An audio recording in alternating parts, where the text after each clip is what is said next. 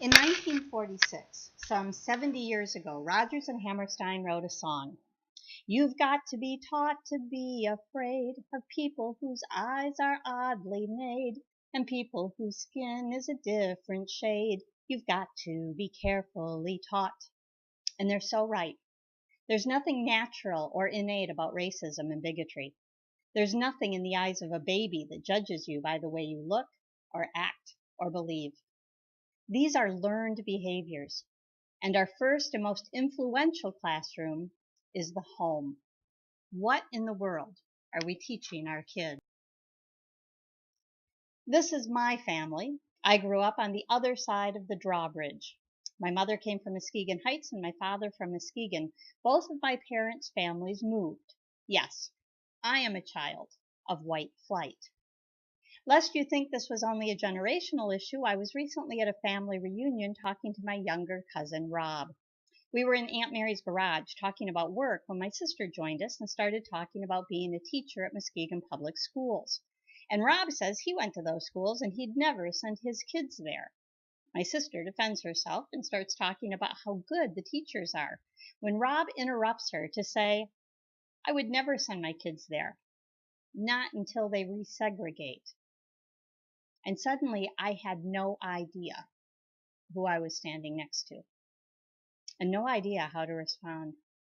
I was shocked that anyone would say something so offensive in this day and age, and I felt personally assaulted that someone would say something like that in front of me, a family member.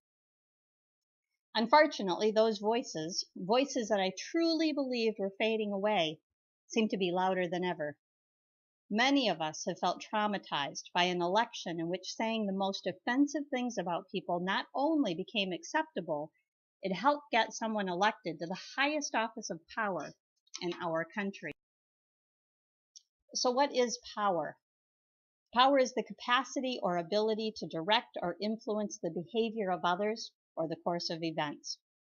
It's the ability to make things happen, to control other people. Institutionally, it's the official authority to decide what's best for others, who will have access to resources. Power implies that there are people who make the decisions and people who are affected by those decisions. Most often, the people with the power are the people in society who enjoy certain. In the United States, privilege is granted to people who have membership in one or more of these social identity groups: white people, able-bodied people, heterosexuals, males, Christians, middle-class people, middle-aged people, and English-speaking people. Privilege is usually invisible to the people who have it. People in dominant groups often believe that they've earned the privileges they enjoy, and that everyone could have access to these privileges if only they worked to earn them. In fact, privileges are unearned, and they are granted to people in the dominant groups whether they want those privileges or not. So how do we ever balance the scales?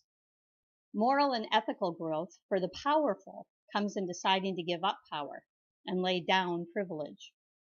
But the powerless gain and grow by claiming power and insisting on living a new truth. And when both of these things happen, the world changes. Nelson Mandela took up power. President de Klerk laid his power down, and together they brought about the end of apartheid. But here's the trick. Sometimes we feel powerful and in control. Other times we feel helpless and afraid. But if we're perceived as being powerful, we are powerful, no matter how scared we might be. And that is the very challenge we are facing as a nation today. So many people are afraid and misinformed. So many people are looking for scapegoats and easy answers.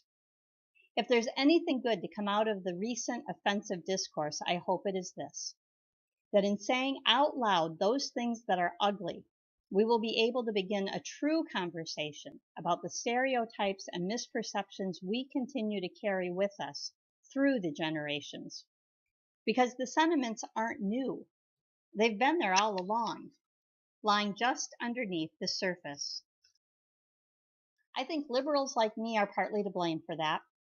With our desire to create diversity and inclusion, I think we made the mistake of sometimes trying to use shame to affect change.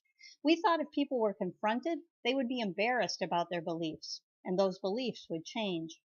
But shame never changes anybody. It only pushes destructive thoughts and emotions deeper underground, where they can fester and grow until they ignite the kind of fire that is currently scorching our country and threatening our very. It is my fervent hope that having said the unspeakable, we can start to find ways to gather together to look at those statements and the beliefs behind them objectively, to figure out where they come from, what part is true, and one part is false, what we want to hold on to and what we need to let go of. Because the only way to be rid of the darkness is to expose it to the light. Tomorrow we celebrate one of the greatest examples of someone who refused to accept powerlessness. King spoke against not just racism, but also war and socioeconomic disparity. On April 3, 1968, the day before he was assassinated, King delivered his final speech. He was talking about injustice felt by city sanitation workers who were striking to protest low wages and poor working conditions. He told his audience that the question to ask was not what will happen to me if I help them, but what will happen to them if I don't. King called on the nation to be something better than it was. Barack Obama did the same thing in his 2008 speech on race and politics, giving voice to our all too often unspoken racial tensions. President Obama challenged every one of us not to get stuck in either our power or our powerlessness, not to determine that we are the victim or the oppressor, but to recognize that we are all suffering and we all need to experience reconciliation. Of course, his speech made a lot of white people uncomfortable and defensive, and his challenge was largely ignored. Instead of engaging in conversation, we became even more polarized, with disaster results. Because racism is not just a bad attitude.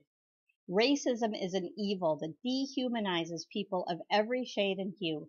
And that dehumanization is what allows us to incarcerate 1 in 3 Black men and 1 in 6 Latina men at some point in their life, to turn back people seeking refuge, and to tear apart families through cruel deportation practices, and to gun down unarmed Black men in the street.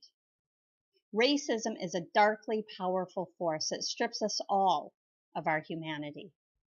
It tells me that I am a white person with rights and privileges I never asked for. And in that identity, it seeks to separate me from my place in the family of common humanity, a family where when anyone is excluded, the entire family suffers for it. Those of us with privilege need to acknowledge our privilege. We have to then use it to stand up to institutional barriers. We have to examine our thoughts, words, and actions. And we have a special burden to create safe places for honest conversations so that we can address people's fears and misunderstandings in ways that educate without shaming, teach without creating more intolerance. We have to live a different reality. We have to. Our children are watching us.